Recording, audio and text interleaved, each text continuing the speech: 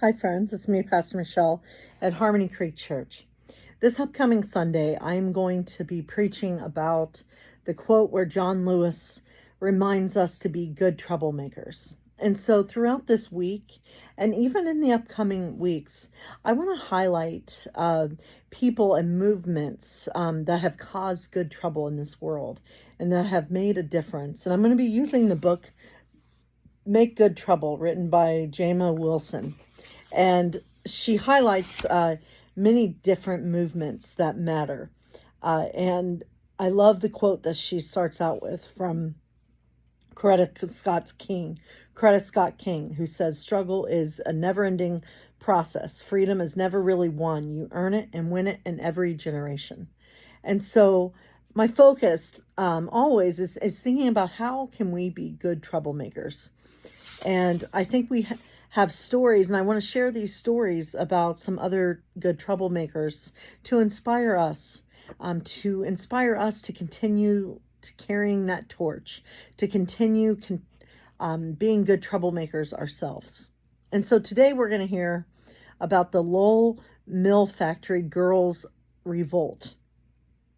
And there's something that they sang in time to the factory bells. They said, "Oh, isn't it a pity?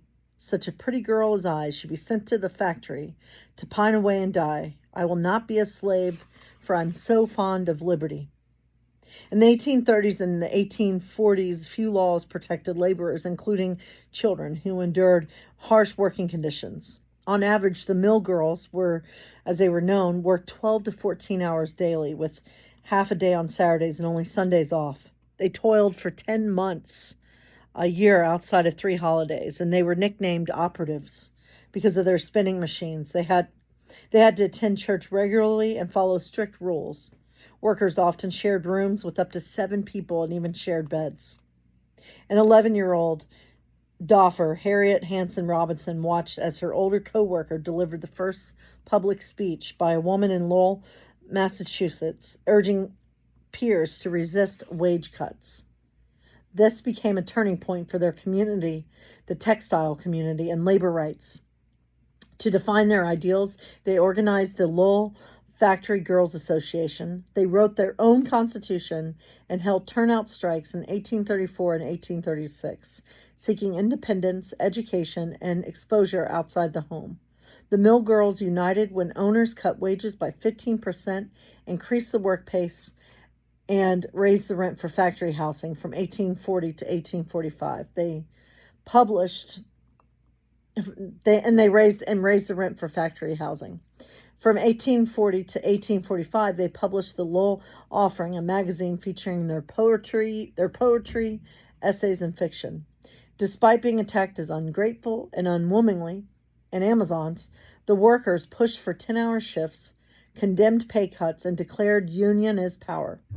Although their initial demands were not met after about 800 strikers marched, their efforts laid the groundwork for ongoing collective action. The movement continued for years, with petitions and other tactics, strengthening over time. In 1845, the factory girls founded the Lowell Female Labor Reform Association, lobbying the state legislature for a shortened workday, building on what the earlier strikers had started.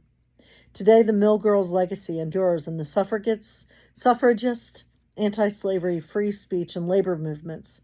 Their vision and courage inspired the first union of working women and girls in the United States, paving the way for later labor uprisings. And so let's hear it for the Lowell Mill Factory Girls Revolt. We think about stories like that. Let us continue to do what we can. Because the thing is, we just have to keep moving. And we have to remember that we are the future, all of us. We all have something to contribute to this world. So let's, my friends, continue to be good troublemakers.